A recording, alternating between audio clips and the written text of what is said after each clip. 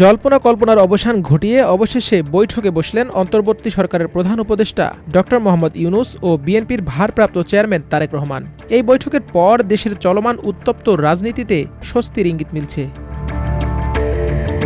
বাংলাদেশ সময় দুপুর ২টার দিকে লন্ডনে এই বৈঠক শুরু হয়। কুশল বিনিময়ের পর তারা দুজন আনুষ্ঠানিক বৈঠকে বসেন।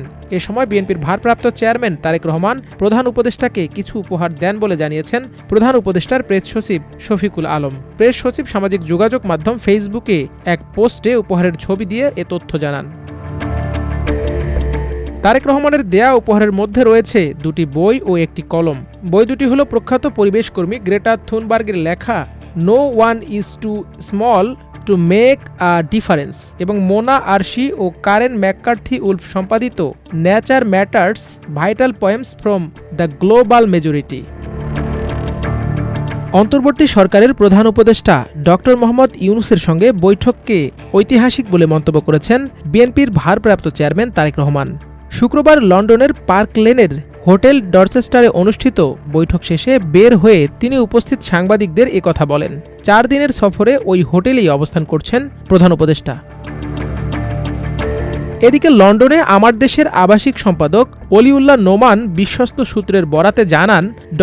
ইউনূস ও তারেক রহমানের মধ্যে অনুষ্ঠিত একান্ত বৈঠক প্রায় 1 ঘণ্টা স্থায়ী হয়। বৈঠকে তারেক রহমান বিভিন্ন বিষয়ে ড. ইউনূসের সঙ্গে ঐকমত্য প্রকাশ করেন। তারেক রহমান নোবেল বিজয়ী ড.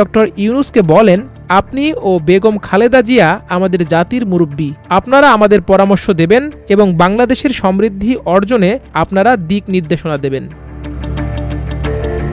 এর আগে ওই হোটেলে ড. মোহাম্মদ ইউনূসের সঙ্গে একান্তে বৈঠকে বসেন তারেক রহমান।